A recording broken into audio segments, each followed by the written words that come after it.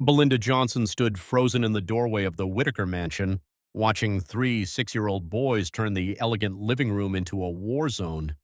Paint was splattered across the white walls, expensive furniture was overturned, and feathers from torn pillows floated through the air like snow. But what shocked her most wasn't the destruction, it was the pain in their eyes. "You can't make us like you!" screamed Tommy, the oldest triplet, hurling a toy truck at her feet. "We don't want another nanny. We want our mama." His brothers, Danny and Bobby, stood behind him like soldiers ready for battle. Their little faces streaked with tears and dirt.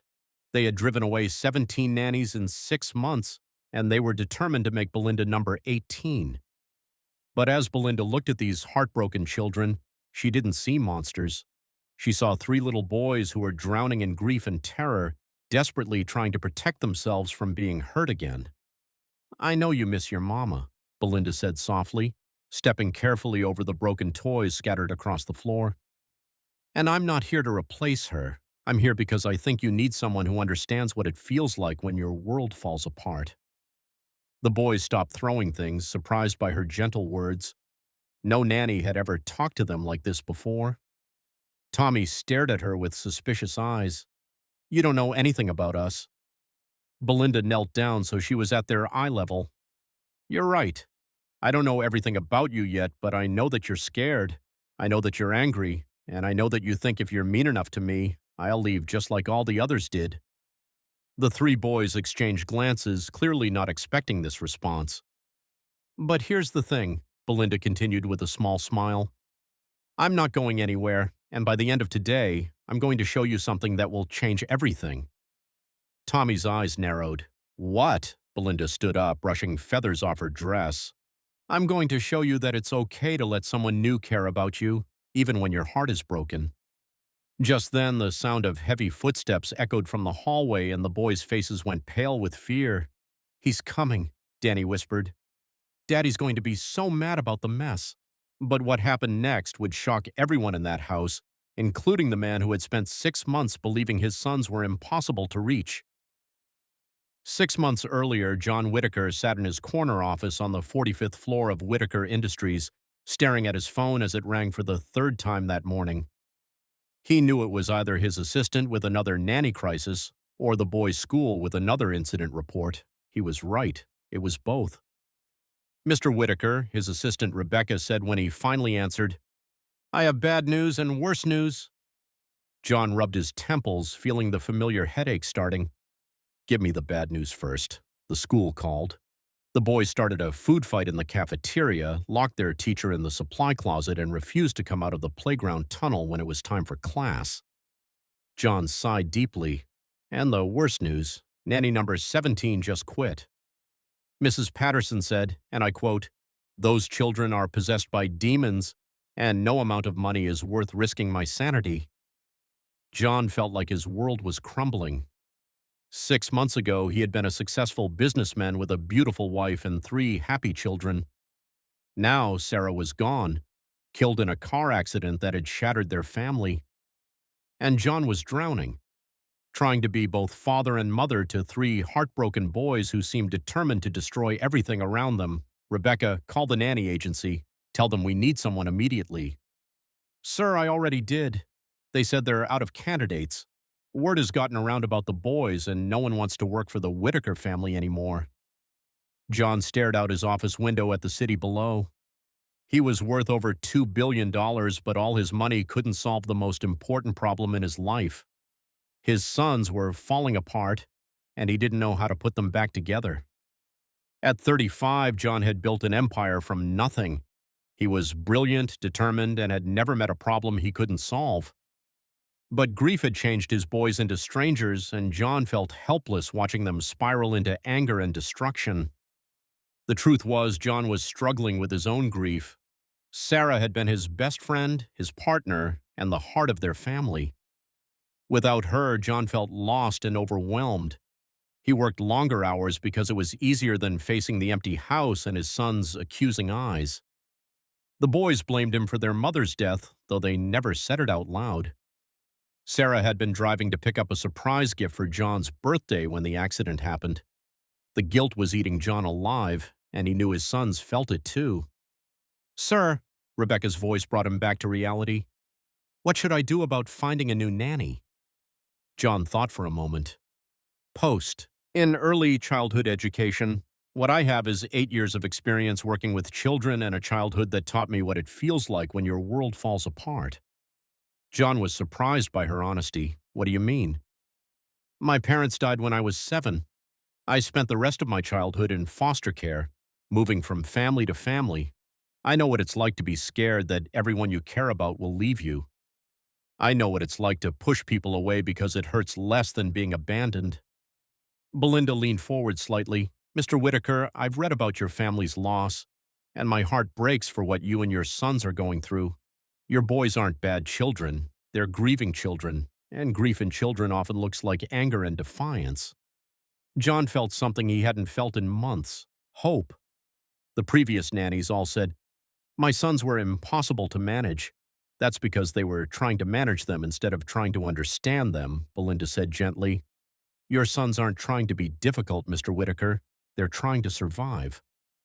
For the first time since Sarah's death, John felt like someone truly understood what his family was going through.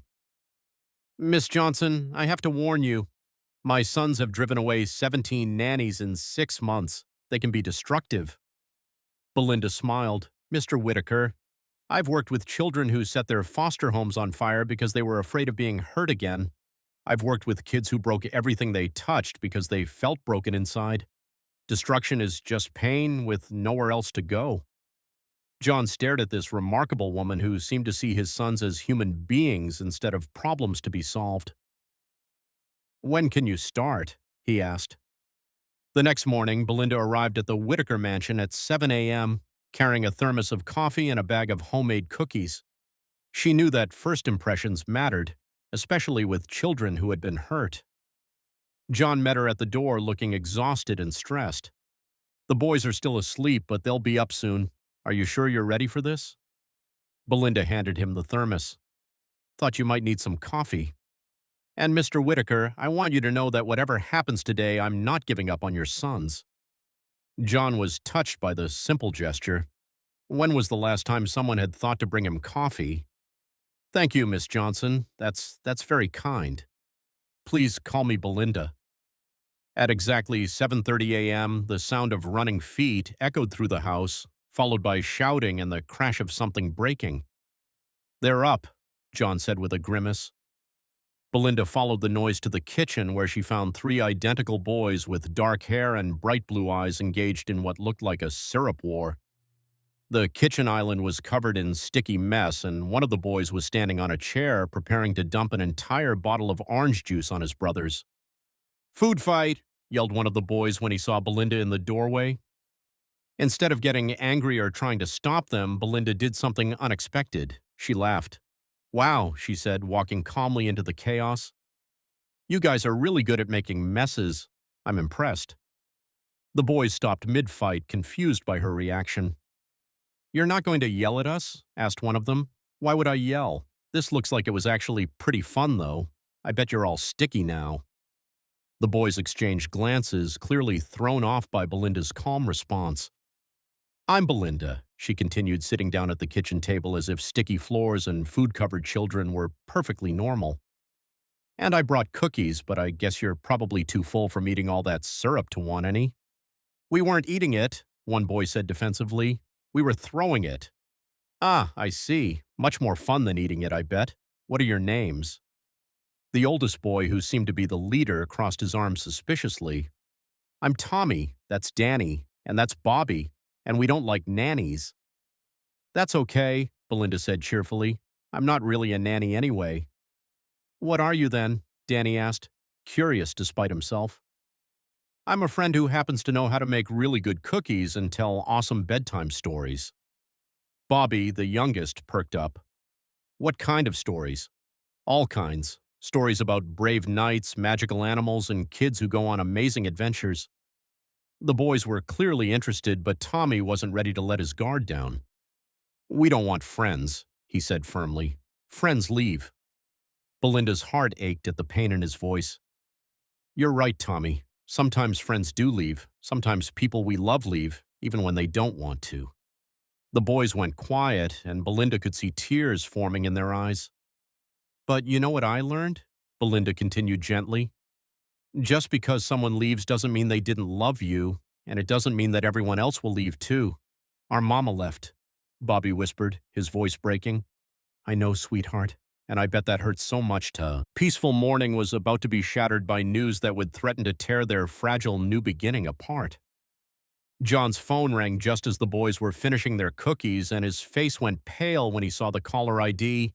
It was his lawyer, Marcus, and he only called when there was serious trouble.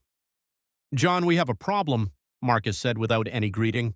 CNews is running a story tonight about your family. Someone leaked information about the nannies quitting, and they're painting you as a negligent father who can't control his children. John felt his stomach drop. What exactly are they saying? The headline is Billionaire'S demon children drive away 17 nannies. Are the Whitaker triplets out of control? They have interviews with 3 former nannies who are calling the boys dangerous and emotionally disturbed. Through the kitchen doorway, John could see Belinda sitting with his sons, all of them laughing as Bobby told her a silly joke. For the first time in months, his children looked happy and peaceful. Marcus, can we stop this story from airing? I'm trying, but it's going to be difficult. John, there's something else. They specifically mentioned that you just hired a new nanny yesterday. They're probably going to target her next. Jay's blood ran cold. If the media destroyed Belinda's reputation like they had destroyed his family's privacy, she might leave just like all the others, and his sons would be heartbroken all over again. I have to warn her, John said, ending the call. But when John walked back into the kitchen, he found a scene that made him stop in his tracks. Belinda was sitting on the floor with all 3 boys, and they were building something together with blocks. The boys were actually cooperating, taking turns and helping each other. Look, Daddy, Bobby called out excitedly. We're building a castle for Mama. Belinda says Mama can see us from heaven, so we want to make something beautiful for her. John felt tears in his eyes. His sons hadn't mentioned their mother in a positive way since she died. They had been too angry and hurt to remember the good times. It's beautiful, boys, John said, his voice thick with emotion. But then Tommy looked up at his father with worried eyes. Daddy, you look sad. Is Belinda going to leave like all the others?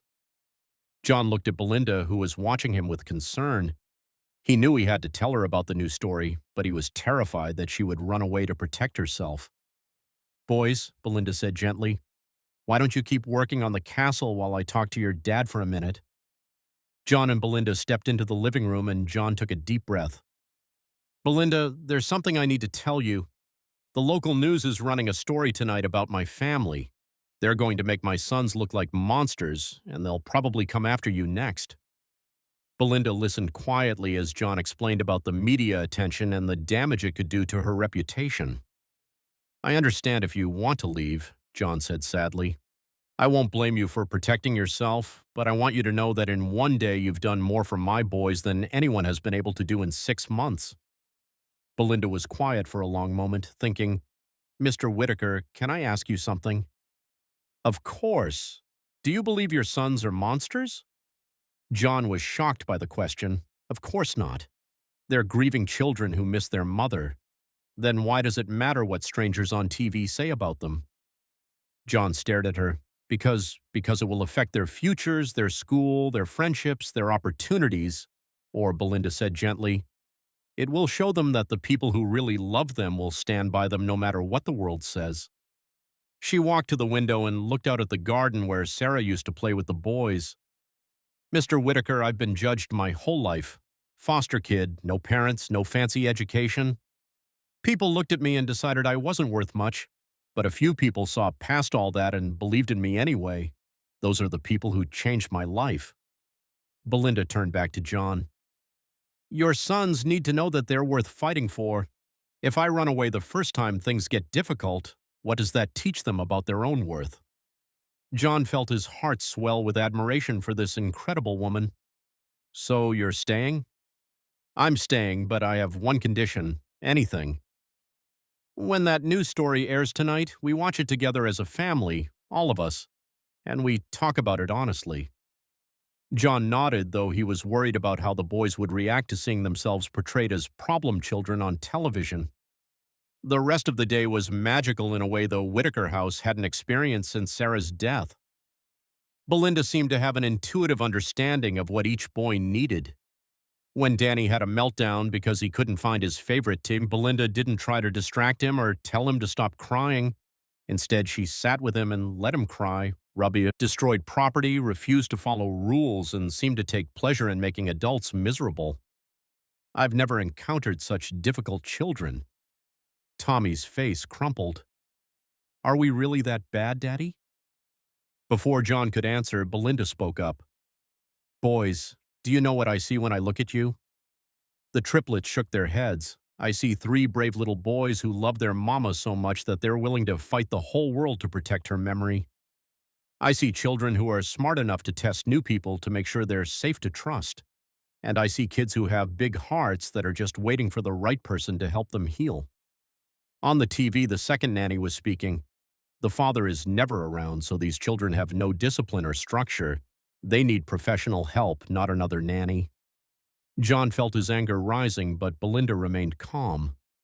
That lady doesn't know what she's talking about, Bobby said indignantly. Daddy loves us. You're absolutely right, Belinda agreed. Your daddy loves you so much that he's been working extra hard to take care of you all by himself. And that's not easy when your heart is broken too. The third nanny appeared on screen, and her words were the cruelest yet. Those children are damaged beyond repair. No amount of love or patience will fix what's wrong with them. The Whitaker family needs to face the fact that these boys may never be normal. Tommy started crying. She thinks we're broken forever. Belinda immediately moved to the couch and pulled all three boys into her arms. Listen to me, sweet boys. That woman is completely wrong. You are not broken. You are not damaged. You are hurting. And that's completely different. She looked each boy in the eyes as she spoke. Grief isn't something that needs to be fixed. It's something that needs to be honored. You're not supposed to be normal right now. You're supposed to miss your mama and feel sad and scared. That's how love works. But the lady said, No one can help us, Danny sobbed. The lady never met me, Belinda said with a smile. And she certainly never met three boys as special and strong as you. John watched in awe as Belinda turned what could have been a devastating moment into an opportunity for healing.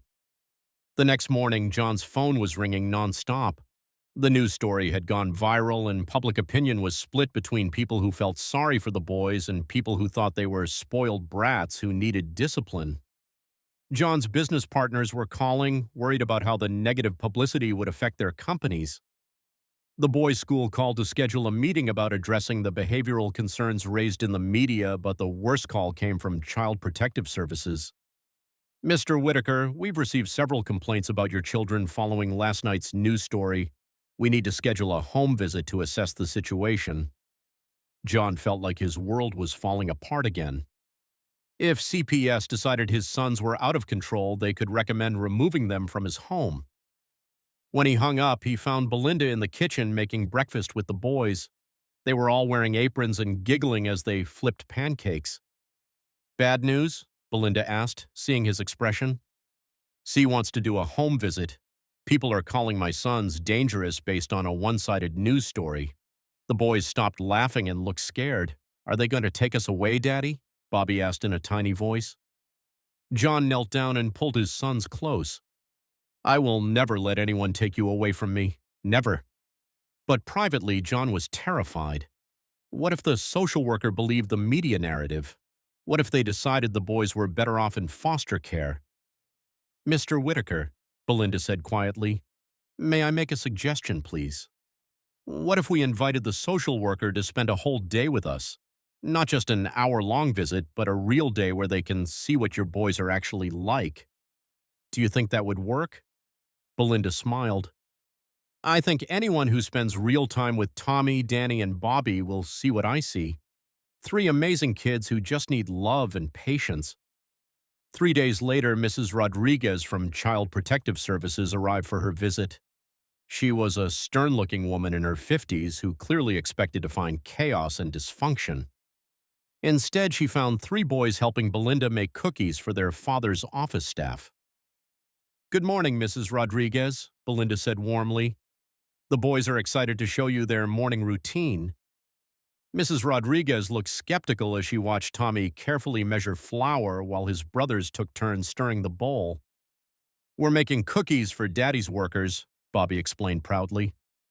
"Belinda taught us that when people work hard, they deserve something sweet, and we're going to deliver them ourselves."